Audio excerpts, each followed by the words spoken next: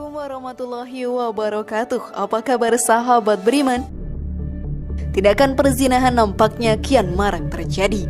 Bahkan para pelakunya tidak malu memposting kelakuan dosanya ke sosial media. Sepertinya menjadi hal lumrah jika melihat remaja pacaran mengumbar kemesraan di tempat umum. Bahkan banyak yang dari mereka hamil di luar nikah.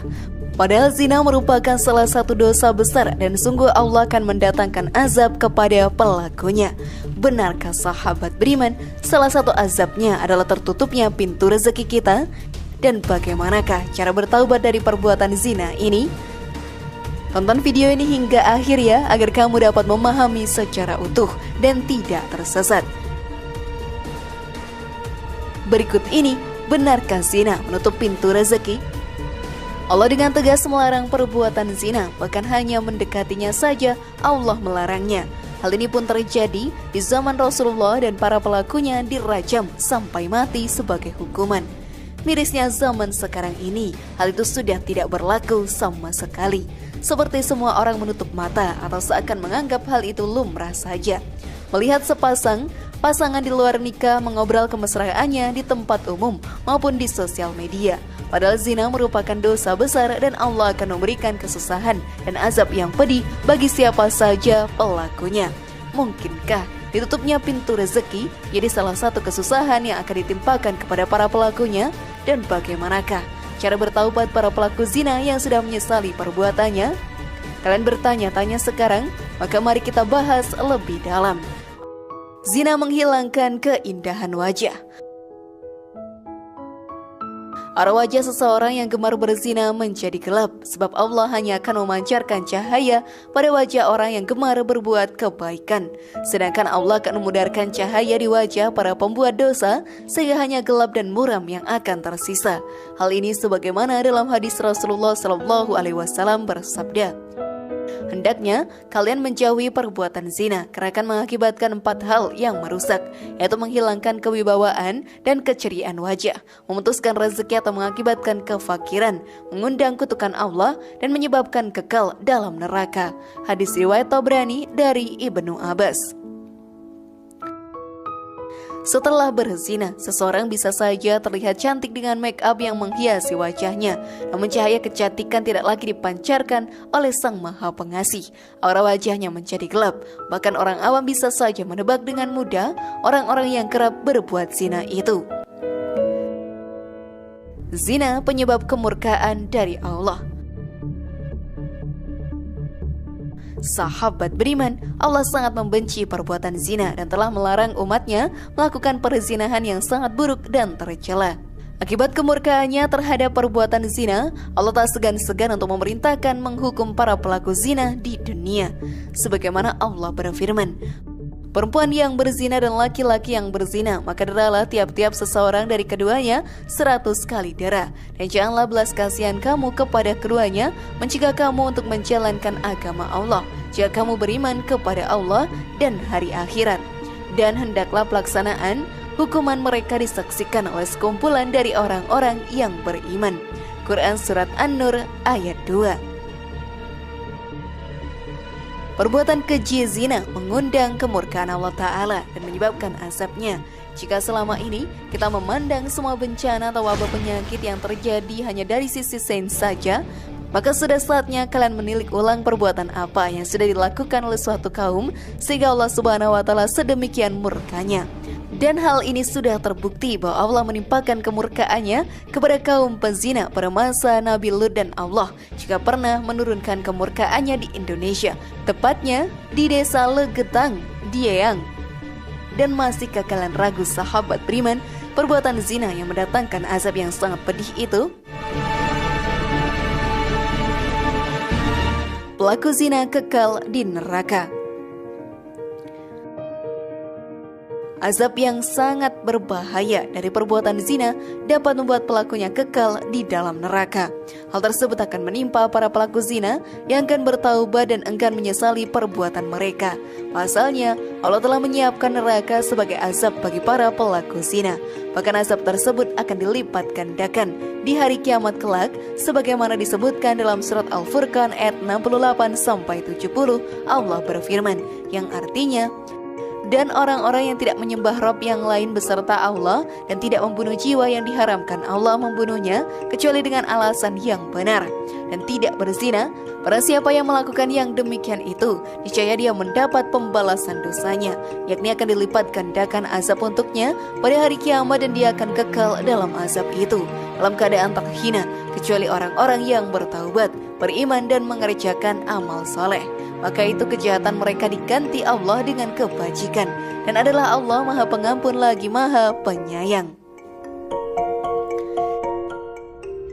Zina menutup pintu rezeki. Tidak ada yang meragukan jika zina adalah perbuatan keji yang termasuk dosa besar, dan para pelakunya akan ditimpakan kesusahan rezeki.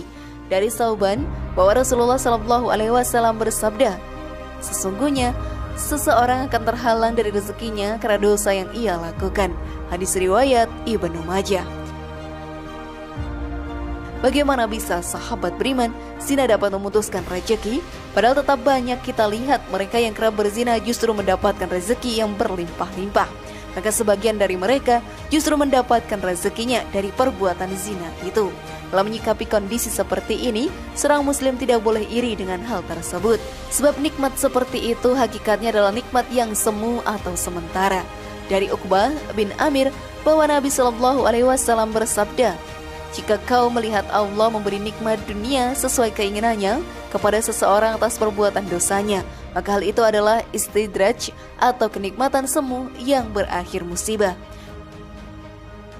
Kemudian Rasulullah SAW membaca ayat, maka tatkala mereka melupakan peringatan yang telah diberikan kepada mereka, kami pun membukakan semua pintu-pintu kesenangan untuk mereka.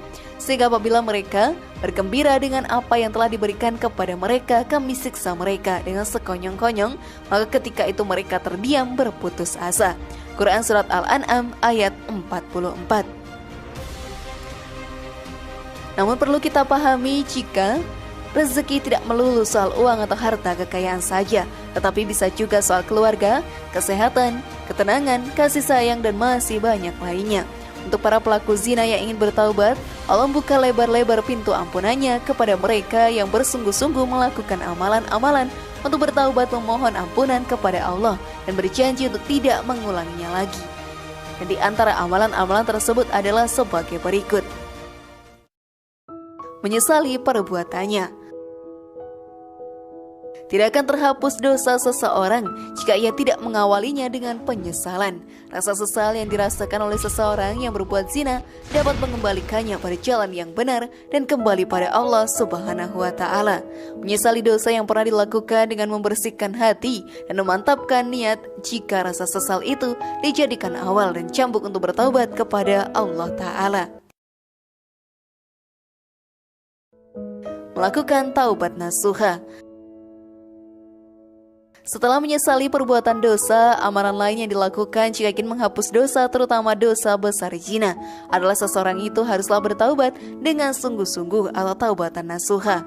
Sebagaimana Allah berjanji akan memberikan ampunan kepada mereka yang bertaubat dengan sungguh-sungguh dalam firman Allah Subhanahu wa Ta'ala pada surat At-Tahrim ayat 8 yang berbunyi, hai orang-orang yang beriman, bertaubatlah kepada Allah dengan taubatan nasuha atau taubat yang semurni-murninya. Mudah-mudahan Rabbmu akan menutupi kesalahan-kesalahanmu dan memasukkanmu ke dalam jannah yang mengalir di bawahnya sungai-sungai pada hari ketika Allah tidak menghinakan Nabi dan orang-orang mukmin yang bersama dia. Sedangkan cahaya mereka memancar di hadapan dan di sebelah kanan mereka sambil mereka mengatakan, ya Rabb kami, sempurnakanlah bagi kami cahaya kami dan ampunilah kami. Sesungguhnya Engkau Maha Kuasa atas segala sesuatu.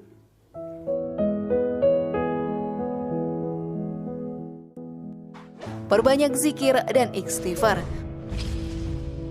Memperbanyak zikir dan istighfar pada Allah adalah salah satu amalan untuk menghapuskan dosa-dosa kita. Kalimat istighfar merupakan kalimat permohonan ampunan kepada Allah Ta'ala, dan dosa-dosa seseorang dapat dihapuskan dengan terus menyebut dan mengingat Allah Ta'ala. Sebagaimana disebutkan dalam firman Allah Subhanahu wa Ta'ala surat Al-Imran ayat 135 berikut ini.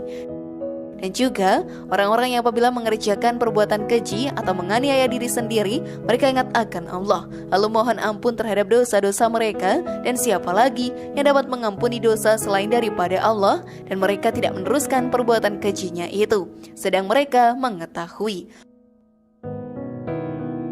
Wallahu a'lam bishawab. Bagaimana sahabat beriman, masihkah kita ingin mendekatkan perbuatan yang dimurkai Allah Ta'ala ini? Semoga informasi tadi bermanfaat ya, dan buat kita berpikir lebih bijak. Mari bangunkan channel ini dengan cara klik tombol subscribe, like, share, dan aktifkan tombol loncengnya. Wassalamualaikum warahmatullahi wabarakatuh, dan jangan lupa tonton video yang lainnya.